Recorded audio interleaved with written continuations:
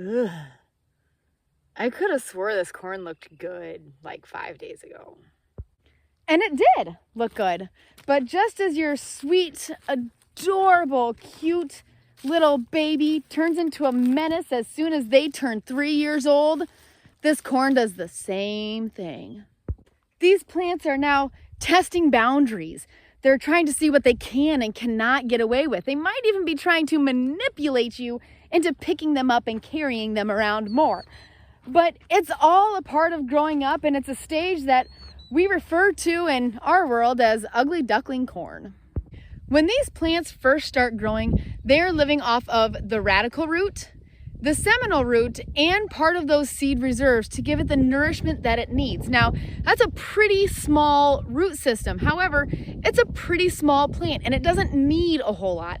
And it can get what it needs until the top part of that plant starts to have a little bit more needs. And all of a sudden, the needs of the growing plant outweigh the size of the roots and its ability to pull up water and nutrients. So as we look at these corn plants, now there's two main ways that people will stage corn. One of them is called the droopy leaf phase. In my opinion, that's not the right way to do it because you can get some variability and like which leaf is droopy? Which one do we count? Which one don't we?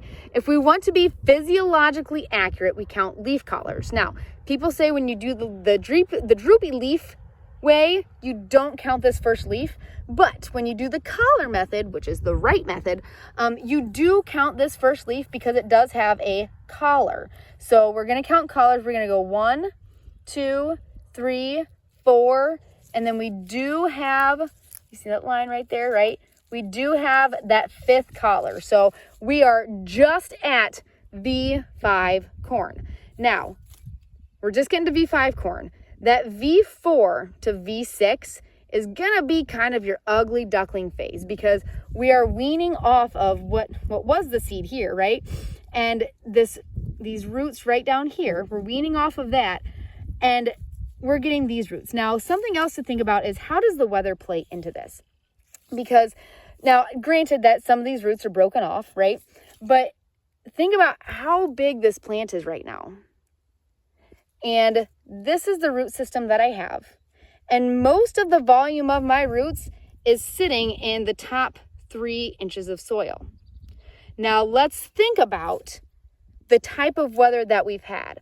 Whether that weather is super saturated, if we have a really wet spring like we did last year, and we see a lot of the nitrogen loop-de-loops, right? If I'm super saturated at that V4 to V6 period, these things can't breathe, they can't pull up nutrients. If we have super dry, hot weather, which we have had, right? We didn't get much rain until this last week.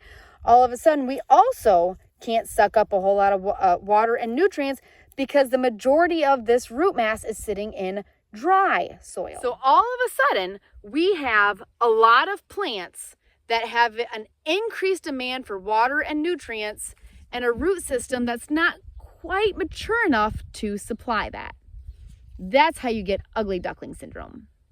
Now, driving by the road, you're seeing corn that doesn't really look very good, and you're like, wow, that corn used to look good, and it doesn't look good anymore. What's causing it? Well, here's one of the things that's causing it to look like that from the road. When you get in the field, you notice it. So from afar, it just looks yellow. You zoom in, and we have interveinal chlorosis that is consistent with sulfur deficiency. Now, I'm not saying that your field is deficient in sulfur, but your plant is showing that. Now, again, a lot of that stems from the demand for that sulfur is outpacing the root's ability to get it because we don't have a fully developed nodal root system yet. It's outpacing the needs. So we just aren't getting as much as we need at this stage. I have a 13-year-old son. I'm telling you right now, the dude he's always hungry. He's always deficient in food just because he can't shove it in his face as fast as he needs to. That's what's happening with these plants. They are always hungry for sulfur right now just because they need so much of it. They just can't soak it up fast enough.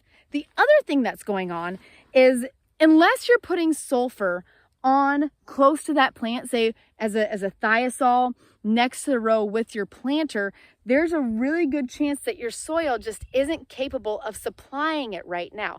Again, not saying that you haven't applied sulfur. It's just that These plants need to get it, don't have the root system to get it quite yet. The demand is really high, but a lot of the sulfur that we need is coming from the organic matter in the soil. And to break that down and to release the sulfur is a biological process. We're just getting good, microbial activity right now because it takes them a while to wake up and then they got to go to work and do the thing. So our soils just aren't quite releasing a whole lot of sulfur when the demand is quite high. Something else that you're going to notice as this corn starts getting to V5 and V6 is, I know it looks like rows out there going straight back and forth. That's not how that corn is planted. That is the application angle of the anhydrous ammonia last fall. So again, we are seeing dark green plants right on top of the anhydrous ammonia application knife, and then less green plants in between that. Now, that does not mean that those less green plants are deficient in nitrogen. Sometimes. Now, what's going on is, I have seen those streaks show up even in fields where, maybe we did spring or fall ammonia, but I still applied some other supplemental nitrogen, whether I, did a weed and feed with my herbicide, or if I even put a little bit of nitrogen on with the planter, I can still see those marks. And when I'm seeing the yellow plants in between the knife marks, I'm not necessarily seeing deficient corn. What I'm seeing is a color difference, right? As humans, our eyes are trained to see differences in color. So where I'm seeing the dark, I'm just seeing plants that have like an excess of nitrogen. So they're really dark green. And then the yellow that I'm seeing might not actually be yellow or might not actually be deficient. I might just be seeing less green corn. You'll only truly know if those plants are deficient if you go over there and you look at those lower leaves. If you have a yellow streak or yellowing of that leaf down the midrib, then you might have some nitrogen deficiency. When it comes to this ugly duckling phase, age has a lot to do with it, and getting roots to be developed has a lot to do with it. And I've got a perfect example here of how age is gonna make a difference. This corn right here is kind of ugly. That's beautiful. This was planted before Easter. This was planted after Easter. So we're about 2 leaf stages here behind where we are here.